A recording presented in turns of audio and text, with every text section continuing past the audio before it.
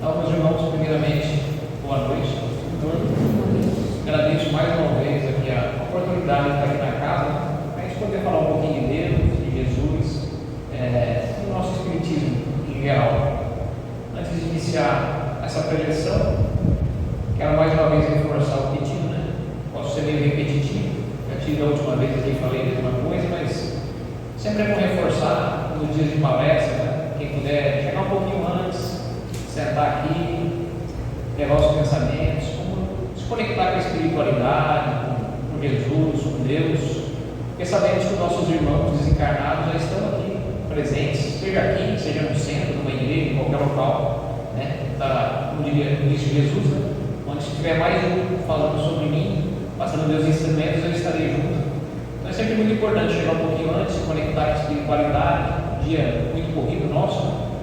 Então é interessante, quem puder chegar sempre um pouquinho antes e mentalizar, é bem interessante a gente se acalmar para poder ter um resultado melhor da espiritualidade nos auxiliando.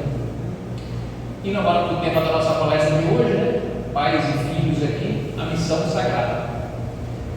O tema, a princípio, muita gente vai pensar por pais e filhos, daí todo mundo sabe como funciona a missão do pai, do filho aqui na Terra. Mas será que a gente sabe realmente o que está dentro da doutrina, o que está dentro da Bíblia, dentro da palavra?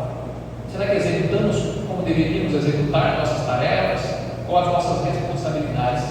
Isso é bem interessante e trouxe aqui algumas partes que tem aqui, parte da Bíblia, parte do Evangelho, do Livro dos Espíritos.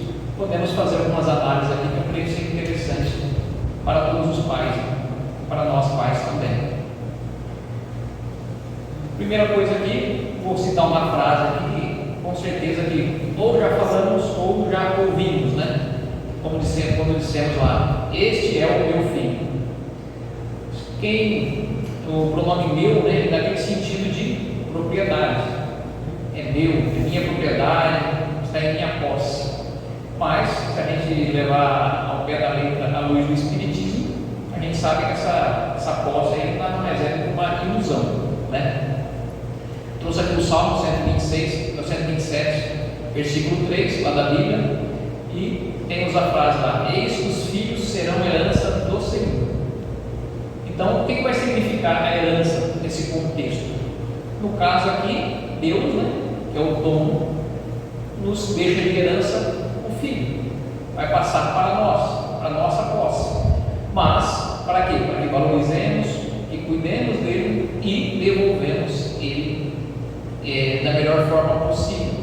Então, é uma herança do Senhor. Então, o filho aqui não é uma extensão do nosso corpo somente, né? Nem uma cópia somente do nosso DNA. Ele é um espírito imortal que já viveu aqui outras vidas e agora ele está pedindo uma ajuda, me ajude a recomeçar. Então, começa a missão dos pais auxiliar esses filhos na sua passagem aqui na Terra. Então, é nossa missão isso daí. Essa ilusão aí de posse, né, por que ela ocorre? Porque os pais, no caso, são os criadores, né, da vida material, do corpo físico e da criança, no caso, né? A gente traz os traços genéticos, as partes físicas e biológicas, vem dos pais, obviamente. Mas o materialismo tem que parar por aí, né? Não é porque eu gerei essa vida biológica que o filho, eu tenho direito sobre ele, eu tenho uma posse, ele é minha propriedade. Não é assim que funciona, né?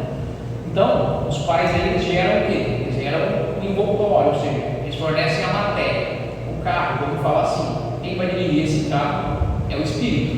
E o espírito, quem cria, é Deus. Então, o ser inteligente que habita o corpo, né, não foi criado pelos pais. Ele já pré-existe essa concepção do corpo físico aí. E o filho, muitas vezes, pode ser um espírito até mais evoluído ou até mesmo mais endividado, dependendo das reencarnações que já ocorreram anteriormente. Então, os pais, nós pais, né, somos a fábrica aí do corpo, mas não a origem da alma, né? Então, se a gente achar que nós somos o dono do filho, é a mesma coisa que a gente achar que o pedreiro é o dono da casa, porque foi ele que construiu, e não é assim que funciona. Nós temos uma missão, mas não temos a propriedade do nosso filho. O Espiritismo define os pais aqui como tutores, né, ou depositários. O que é um depósito, né? é algo valioso, né, que alguém entrega para ser guardado por um determinado período de tempo e com a obrigação de ser devolvido depois do que? Em bom estado. Então, a morte ou a independência dos filhos, né, nada mais é do que a devolução desse bem, no caso o filho, né, dessa posse que nós temos que devolver, no caso, ou para o mundo ou para Deus. Né. E no Evangelho nós temos que, se o filho é um empréstimo de Deus, né, quando ele tiver esse desencarne, ou quando ele tiver a independência na vida adulta, que nós temos aquela síndrome lá do ninho vazio, né, quando o filho vai embora. Então, se os pais tiverem aquele sentimento de posse, ele sente muito essa saída do filho de casa, por exemplo. Agora, se o pai entender a parte espiritual, saber que ele é um tutor, é lógico, ele vai sentir saudade do filho, porque não está ficando mais ali muito próximo, talvez, mas ele vai entender que a missão dele era auxiliar esse filho, na verdade, para ele estar evoluindo e pronto para a sua vida e seguir o seu caminho. Isso é muito importante. Então, quem sabe que é tutor aí sofre essa saudade, né? Mas ele entende essa partida. Isso é muito importante. Então, para quebrar essa ilusão de posse, a gente tem que entender alguns fundamentos, né? Primeiramente, que o espírito ele tem um passado, ou seja, ele traz uma bagagem anterior de outras vidas. Ele não é uma folha em branco ao qual o pai vai escrever toda a história. Ele tem já um texto original, você vai apenas ajudar ele a escrever mais uma parte da vida dele. Ou seja, o filho ele tem o direito, né, sagrado de fazer as suas próprias escolhas, inclusive as escolhas erradas, né? Os pais cabem o quê? Aconselhar, mas não pode viver a vida do filho. Então, ele tem apenas que aconselhar, dar bons conselhos, caminhar o seu filho para ser senda do bem. Isso que é importante. Quando os pais não compreendem esse conceito aí, né, espiritual, e tratam filhos realmente como uma propriedade, costumam cometer alguns erros aí educacionais. Para a projeção de hoje, eu trouxe alguns aqui importantes para a gente ter um entendimento. Primeiro, aquela projeção narcisista, né? Seria isso aqui: meu filho vai ser um médico que eu não fui. Ou seja, os pais, né, por um passado aí frustrados, ele quer imprimir os desejos que ele tinha quando ele era novo em cima do filho. Só que ele ignora, né, que aquele espírito que habita o filho tem sua própria agenda aí reencarnatória, suas próprias aptidões, né, e tem suas próprias provas também. Então, isso é um erro que muitos pais cometem. Outro seria o controle de excesso, né? Então, tentar livrar o filho aí de todas as dores. Isso aí vai impedir, né, que o espírito use do seu livre-arbítrio. Isso também, e acaba atrapalhando a evolução mesmo, né? Então, o pai dono quer escrever a história do filho, o pai tutor não. Ele ensina o filho a escrever a caneta dele lá. Só dá os conselhos, vai ensinando os bons conselhos, mas não toma a frente as decisões pelos filhos. E temos também alguns pais com aquele sentimento daquele amor egoísta, né? Que o pai diz: eu faço tudo por você e você me deve uma obediência eterna.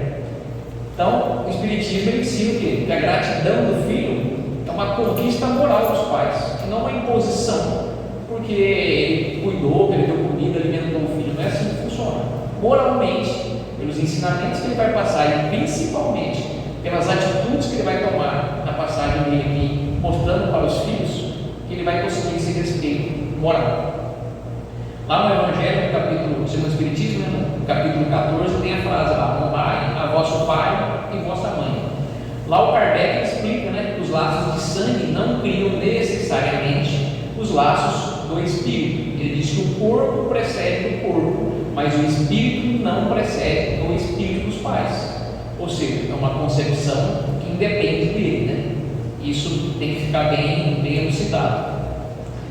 Também no livro dos Espíritos, lá na questão 582, temos lá que Deus colocou o filho sob a tutela dos pais, a fim de que estes dirijam a vida dele pela senda do bem. Então, se o filho vier a sucumbir por culpa deles aos pais, no caso, né, suportarão os desgostos resultantes dessa queda. Ou seja, aqui já deixa bem claro que os filhos vêm e têm que ser dirigidos pelo pai para serem bem. Porém, se o filho vier a errar por negligência dos pais, por falta de ensino dos pais, o pai também vai ser sócio aí, vai ser sócio do erro, na verdade, que era dever dele ensinar os filhos, né? Então, é sem contestação aí, é possível, né, que é uma verdadeira missão, a missão de ser pais, que eu falo é pai e mãe, tá? Pai e mãe, e ao mesmo tempo é um dever, né? Que envolve muita coisa, inclusive, né, resultados no futuro.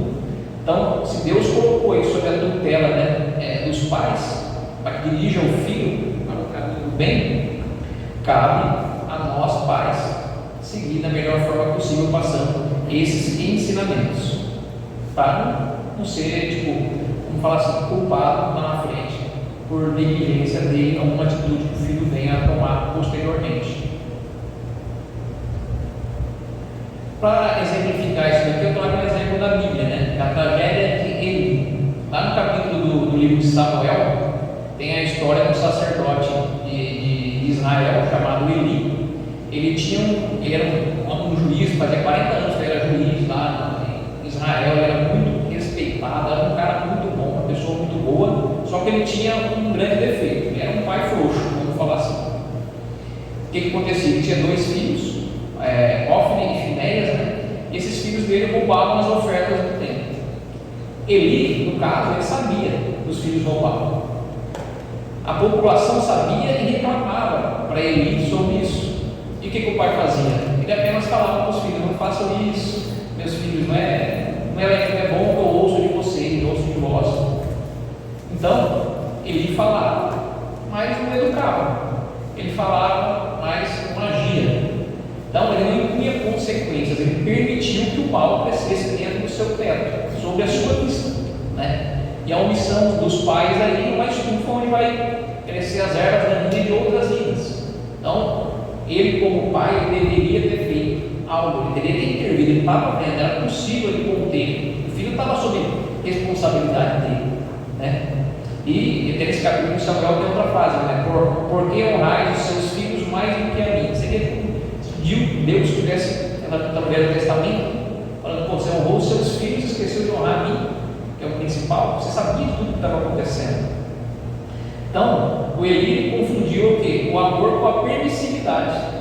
Ele preferiu o quê? Não desagradar os filhos e ter uma tranquilidade momentânea dentro de casa. Só que ele esqueceu de pensar no futuro dos próprios filhos e até dele, porque tem consequências. Ação e reação, nós sabemos disso, tudo tem uma consequência. Então, isso aí pode ter ocorrido devido a tendências inatas dos filhos, que foram colocados na sua responsabilidade. Provavelmente Eli, Ofni, eram espíritos endividados, viciosos, né? Que reencarnaram juntos de Eli para quê? Para ser educado. Porque Eli era um homem bom, ele tinha essa capacidade de ajudar esses espíritos no caso. Só que ele não fez nada, apenas falava. Mas se ele tinha essas tendências inatas, até dando uma explicação de tendências inatas, muita gente, até na palestra, eu dei essa palestra no Paraíso, o menino comentou: pô, mas eu não tenho tendência de nada. Ele falou: hoje foi para o Guarani, se não me engano. Mas não quer dizer que todo mundo tem que ter uma vocação. Ele estava falando sobre emprego, né? Da vocação em si. Não é que tudo vai ser aflorado ao extremo, mas no caso aqui era uma tendência desses espíritos. Aí a gente vai falar: se ele já tinha essa tendência, o que o Eli podia fazer? E a gente recorre ao que? A questão 383 lá no livro dos Espíritos, que diz o quê? Os Espíritos explicam que na infância é a hora mais fácil, o espírito está mais brando, é mais fácil para a gente acessar e passar ensinamentos bons para ele até 7, 8 anos de idade, que ainda ele não tem a recordação da vida passada, ele não traz as tendências deles, ou boas ou ruins que sejam. Então é o melhor momento para você moldar o filho, ou seja, é como se fosse um barro pólen, tem que moldar quando ele é pequeno. No caso de Eli, esse barro foi crescendo todo torto e ele não moldou, e aí depois que cresce, com esses vícios aí, fica muito mais complicado, ele traz as tendências de uma vida anterior, vamos falar assim, uma tendência inata dele, e isso é um grande problema, né? Então, não adianta só falar, tem que agir, tem que pôr consequências, né? E, vamos só retornando aqui, nesse caso aqui, veio uma sentença divina, de acordo com o capítulo de Samuel da Bíblia. Diz que Deus mandou mensagem, diz dizendo, abre aspas aqui, eu julgarei a sua casa para sempre pela iniquidade que ele bem conhecia, porque os seus filhos se fizeram execráveis e ele não os repreendeu. Ou seja, veio uma punição divina para toda a família. Por quê? Porque Eli realmente não fez nada. Aí nós vamos pensar aqui, poxa, ele permitiu que o mal crescesse debaixo do seu teto, mas não tem uma tolerância cristã? Tem. Qual que é a tolerância cristã? É perdoar o erro, só que ensinar o caminho certo. É o amor que vai corrigir. Houve negligência no caso, né? Ele viu o erro, só que ele virou o rosto para o lado para fingir que não estava vendo. Por quê? Porque dá trabalho corrigir. Então, na verdade, foi um egoísmo aí disfarçado de amor. E por que foi egoísmo? Porque corrigir dá trabalho, corrigir, quem tem filho sabe, gera cara feia, gera aquele conflito dentro de casa momentâneo. Então, os pais muitas vezes preferem o quê? A própria paz ali dentro de casa, mas não pensa no futuro do espírito do filho aí no caso. Então, ele compromete toda a eternidade do filho aí pelo conforto dele presente. Não, mas ele está errado? Tá, é uma missão, ele está falando. Deus deu essa missão para os pais. E cabe a ele auxiliar os filhos nessa etapa. Não é que depois de adulto, ele já está vivendo sozinho, ele já passou todos os ensinamentos, ele começa a aprontar, a fazer coisas erradas, mas você não tem esse poder mais sobre o filho para poder intervir. Tipo assim, sua parte foi feita. Mas no caso, quando era criança, estava sob o seu domínio, o seu teto, você conseguia fazer isso, é sua obrigação. E não apenas assim, estou fazendo porque eu tenho que fazer. Não, tem que fazer porque é obrigação mesmo, né? Então, o Espiritismo ele vem aqui para explicar essa consequência espiritual para o pai com isso, né? Exemplos da atualidade que a gente pode dar. Se o pai vê, por exemplo, um filho humilhando uma criança, hoje na escola ocorre muito, que é o bullying, e ele não faz absolutamente nada, ele é sócio dessa obrigação, ele está vendo e não faz nada para auxiliar. Se ele vê cachorro? Não, mas sangue da orelha, cachorro da orelha, Que você sentiu e o pai foi reclamar com o porteiro, que o porteiro gravou. Não sei dizer não, mas tá bom. Mas assim, podemos ter um filho, por exemplo, o filho está lá jogando um joguinho, você está só observando, ele está lá roubando o coleguinha lá, passando a perna, aí o pai olha e fala, olha, menina esperta, hein? Na verdade, você é sócio do roubo ali, da desonestidade. Pô, mas é uma brincadeira, coisa simples. Mas é aí que já está o problema.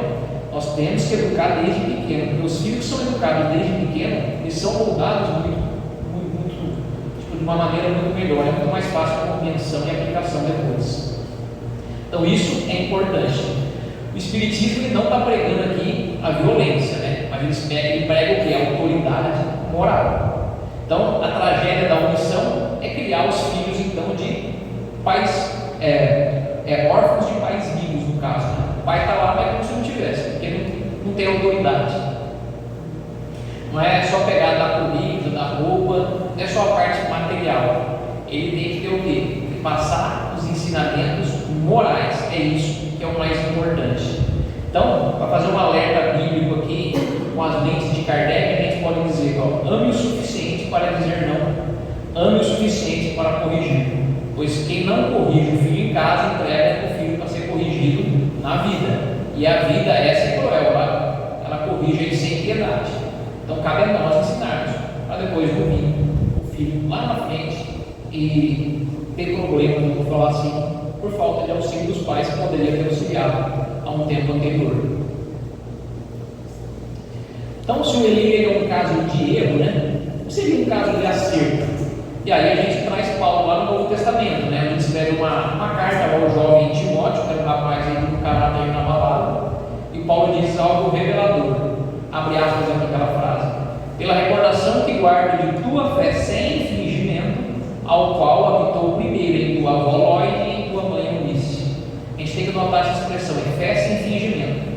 Por que sem fingimento? Porque a criança não mente, né? A criança, os jovens, eles são grandes, na verdade, detectores de mentira. Então, se o pai chega lá e fala para o filho, não minta, aí toca o telefone e fala, está ensinando a mentir. Se ele fala lá, os pais falam, não fala mal dos amigos, trata bem todo mundo. Aí ele escuta a mãe lá no jantar descendo a cacete na vizinha. Está o quê? Ensinando maledicência. Parecem exemplos bestas para nós que estamos aqui. Acho que é por isso que a gente está aqui, porque a gente acha que é simples, né? Eu acho que os espíritos superiores não concordam que isso daqui é muito besta, é meio interessante. Então, nós temos que dar o exemplo. Isso que é o mais importante para os nossos filhos. Então, a mãe de Timóteo, então, ela não apenas mandava o Timóteo ir para a igreja, ela vivia da fé, ela realmente praticava o que ela falava. Então, a educação espírita não se dá apenas na aulinha de evangelização. Ela se dá o quê? Da forma como o pai vai tratar um garçom, na forma como a mãe, né, lida com um problema financeiro, um problema que tem dentro de casa. É aqui que a gente vai ter a oportunidade de mostrar para os nossos filhos como a atitude que nós vamos tomar. Não adianta a gente falar tudo bonito e fazer tudo ao contrário, também não vai adiantar nada. Então, de acordo com Kardec, tem na questão 685, numa nota de rodapé, ele diz que a educação é o conjunto dos hábitos adquiridos, que o exemplo é o que vai mostrar, que vai arrastar. É isso que vai ensinar os nossos filhos. Então, a educação moral ela vai se dar o quê? No cotidiano, no dia a dia, né? E não apenas nas palavras que nós vamos falar. Muitas vezes um exemplo nosso é muito melhor do que muitos sermões que a gente pode dar na criança, como os filhos, nem tão crianças, né? Jovens já também. Para elucidar isso daqui um pouco mais fácil, eu trouxe aqui 3 pilares da nossa missão como os pais: passar o ensinamento dos estudos, da religião, para prepará-los para a vida. Então, vamos ver como funcionaria isso daí na prática.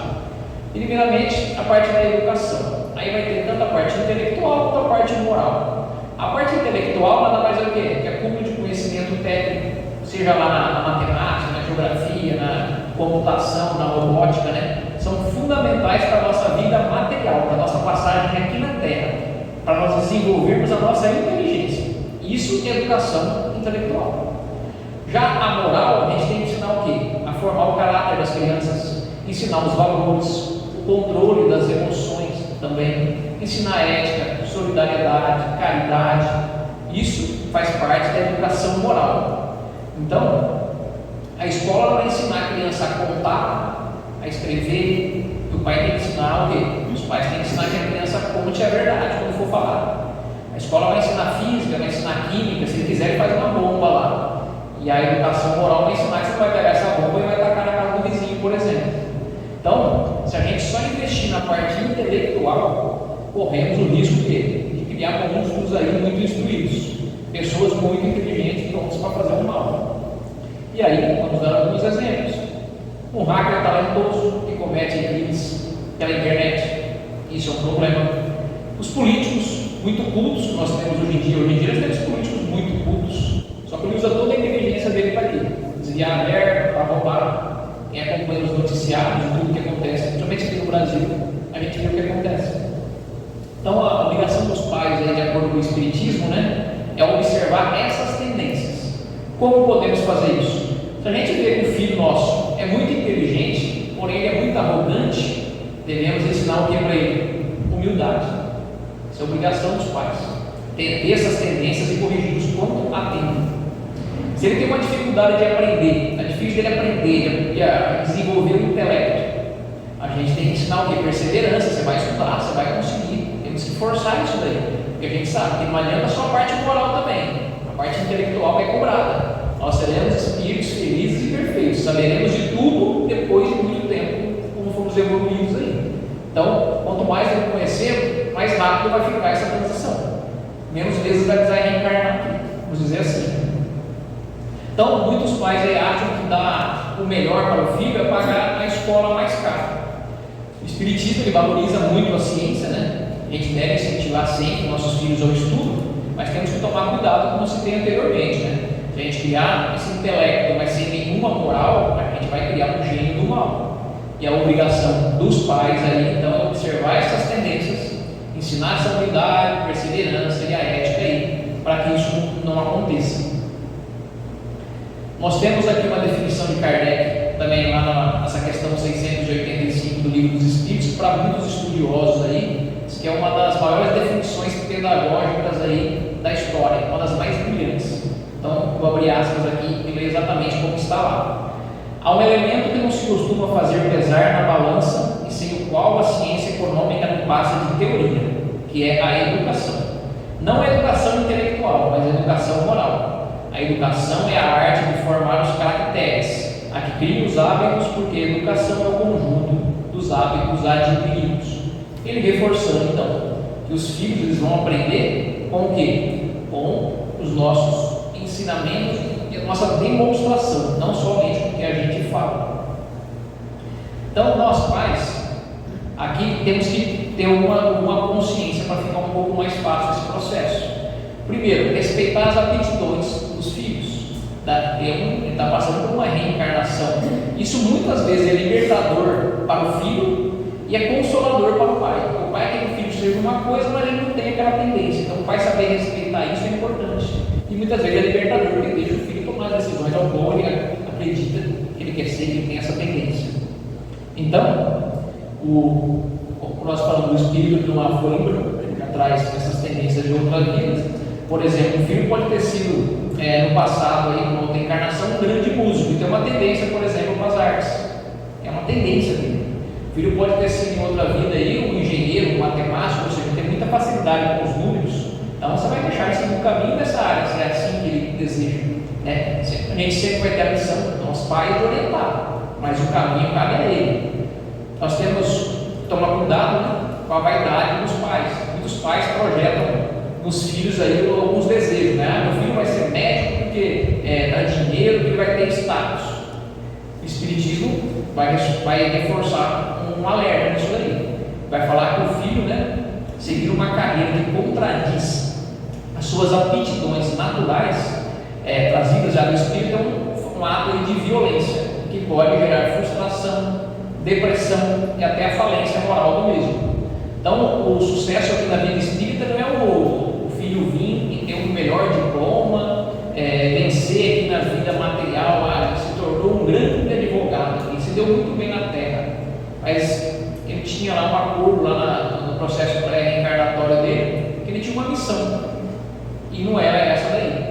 Ele vai ser, por exemplo, pode ser um advogado lá frustrado, porque não queria ser. E vai vencer aqui na Terra, mas espiritualmente essa evolução não vai ocorrer. Se ele veio para ser um grande carpinteiro, que ele seja um grande carpinteiro. Então é isso que nós temos que ter como pensamento. Ele tem que se preparar para a parte moral e não para a parte material aqui na Terra, no caso. Então, o estudo ele nada mais é do que uma ferramenta para o progresso, tá? E não um motivo de orgulho. Não é isso que o Espiritismo vai pregar. Então, se não é para isso, para que é? Se não é para ganhar dinheiro, por exemplo, o estudo, para que serve? Para humilhar o próximo, eu sei mais que ele? Não. Segundo o livro dos Espíritos, né, na lei do trabalho, na lei do progresso aí, a inteligência é nos dada por alguns motivos. Primeiro, dominar a matéria aqui, ou seja, para melhorar a nossa vida aqui na Terra, para a gente poder, por exemplo, criar remédios para curar doenças, construir casas aí para nos abrigar, para facilitar a nossa vida, nossa passagem aqui na Terra. E também para aproximar de Deus. Porque quanto mais a gente descobre, a ciência descobre os mistérios que temos aqui no universo, mais admirado a gente fica com a obra do Criador. Como que foi feito isso daqui? Sempre dou o exemplo do corpo humano, que é uma coisa fantástica. Vai fazer uma máquina dar um trabalho danado. Imagina o corpo humano que funciona 24 horas por dia sem parar. Uma obra sensacional de Deus. Então isso é importante. E temos também que alertar os pais aqui que nossos filhos devem estudar para ser útil à sociedade, ou seja, ajudar a todos. Um exemplo, se seu filho vai lá e tira um 10 na escola, a gente tem que dar os parabéns? Temos. Mas aí nós podemos perguntar para o nosso filho, esse 10 aí que você tirou, o que você pode ajudar com esse conhecimento a quem tirou 2? Então nós temos que ensinar os nossos filhos a servir a sociedade também. Não é só pensar no nosso, no agora, na parte material. A gente sabe que é difícil, porque a gente está passando aqui. Mas antes a gente conseguir essa evolução é muito importante. Essa seria a parte educacional. Parte de religião, essa talvez seja um pouco mais, vou falar polêmica, mas dá algumas divergências aí, dependendo da religião.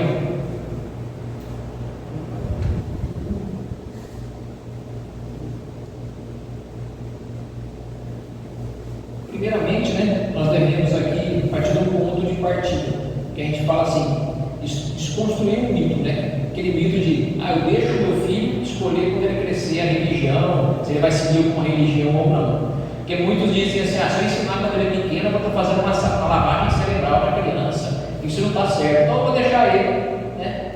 Quando ele crescer, ele toma as atitudes, as decisões dele. Mas na verdade, se os pais omitirem ele apresentar Deus, né? Eles não vão estar deixando a criança livre para escolher. Eles vão estar o quê? Deixando a criança o quê? Desprotegida. Ou seja, contra o materialismo que existe hoje. Então, muitos pais vão dizer, não, mas quando ele crescer ele escolhe, mas a mente da criança, na verdade, ela é como um terreno fértil. Se você não plantar bons frutos lá, ou boas flores, né, que no caso são valores espirituais, fé, falar de Deus, falar de Jesus, o terreno não vai ficar vazio se você não falar. O vento vai trazer ervas daninhas. E o mundo, a gente sabe que não é neutro, né? O mundo aqui, ele bombardeia a criança 24 horas por dia com a religião. Mas não é religião de Deus, é a religião do consumismo, a religião do materialismo, a religião do egoísmo, da estética vazia. Então, se deixar a criança sem orientação, né, espiritual aí, para que ela escolha quando ela crescer, é o mesmo que a gente falar assim, não der conselho de higiene de alimentação, e falarmos assim, quando o meu filho tiver 18 anos, ele decide se ele precisa tomar banho, o que ele precisa comer. E aí vai ser difícil, porque ele vai ter o quê? Vícios, maus hábitos já adquiridos. E isso é muito difícil, a gente sabe que depois para arrancar é difícil. Qualquer tipo de vício, qualquer tipo de coisa que a gente faz com frequência, é mais difícil corrigir depois. Então cabe a nós essa análise, esse raciocínio, para tomarmos as melhores decisões.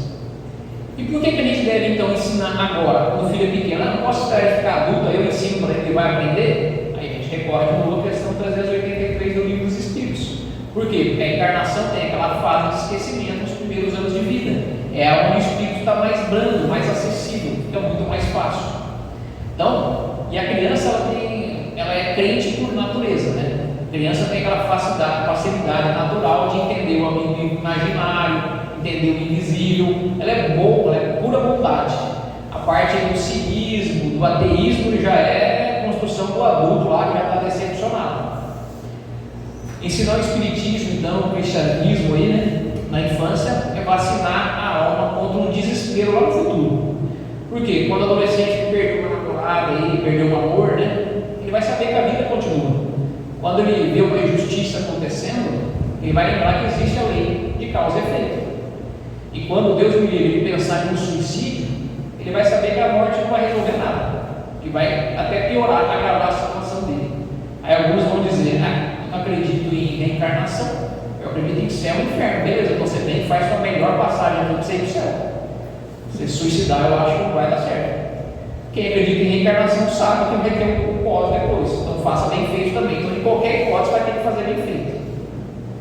Então, sem a base religiosa, né, o jovem enfrenta as dores da vida sem anestesia e sem nenhuma ferramenta.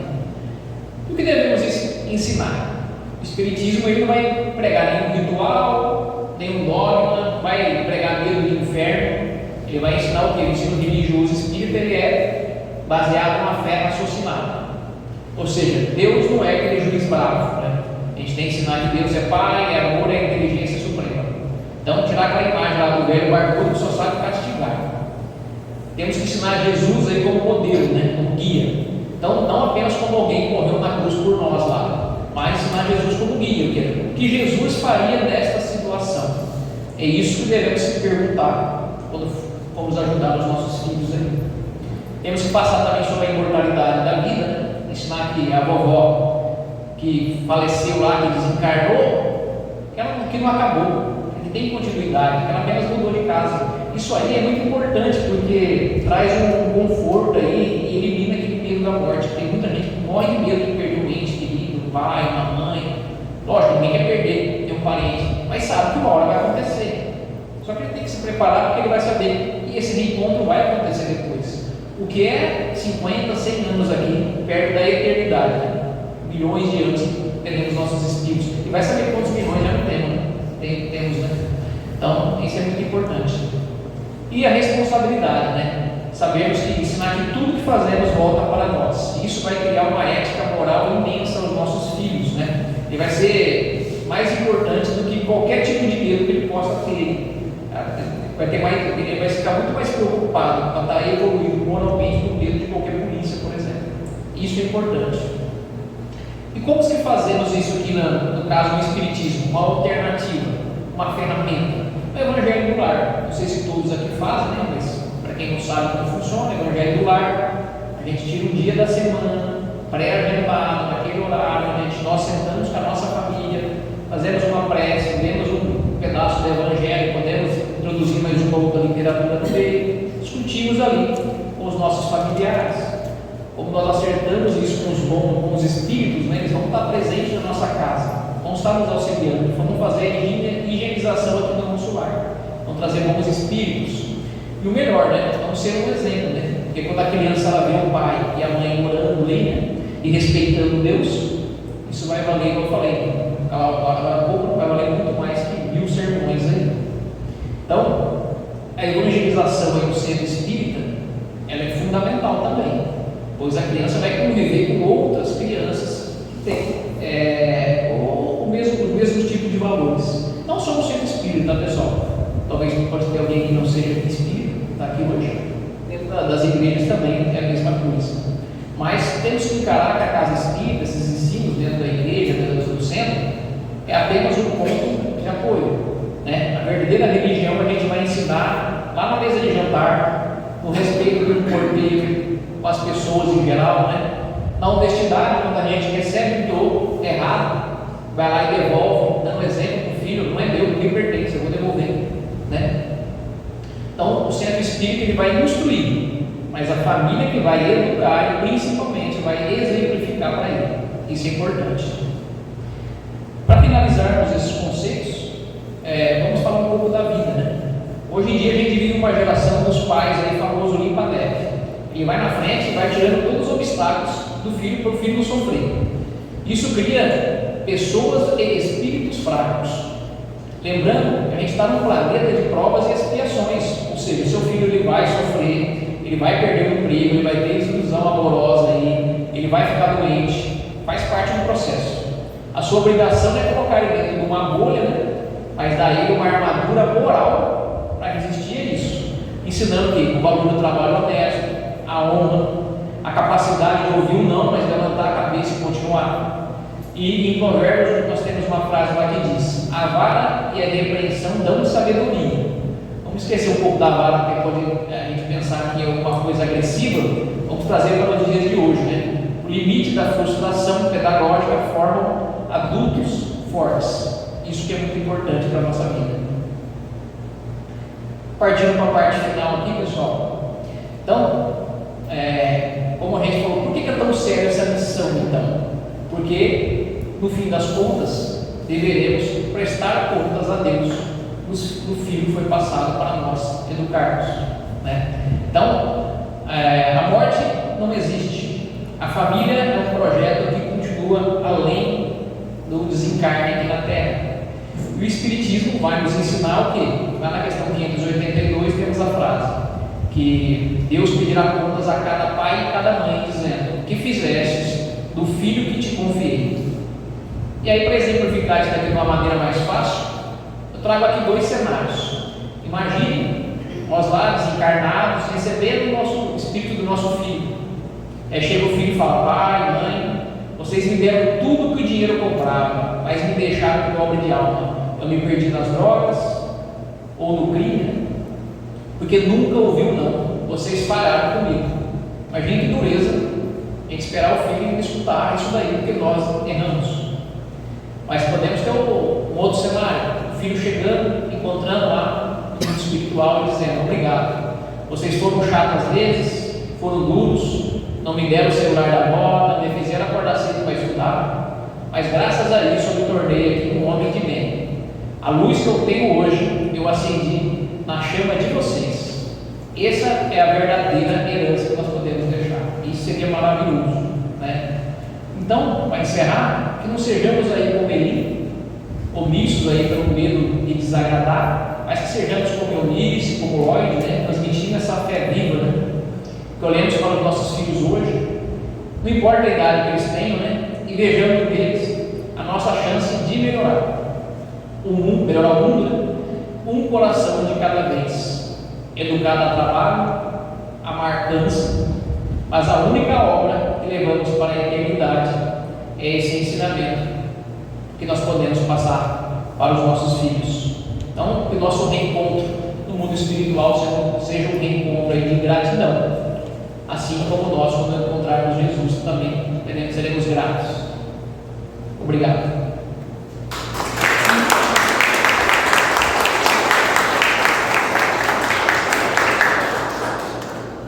Meus irmãos,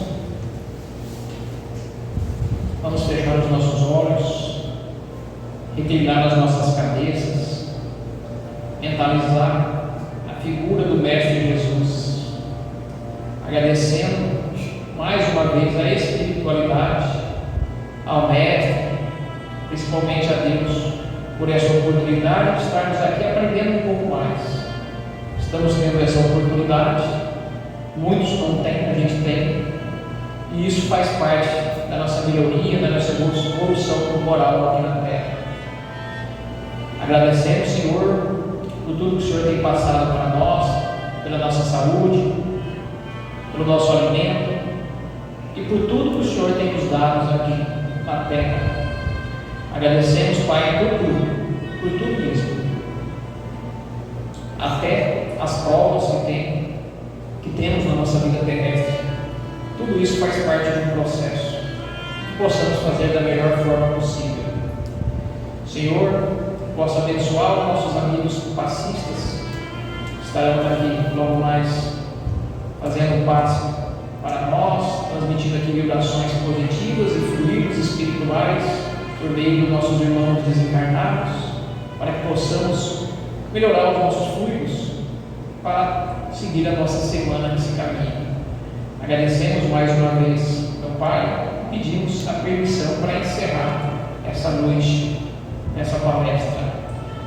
Pai nosso que estás nos céus, santificado seja o vosso nome. Venha a nós o vosso reino, seja feita a vossa vontade, assim na terra como no céu. O pão nosso de cada dia nos dai hoje, perdoar as nossas ofensas, assim como nós perdoamos a quem nos tem ofendido.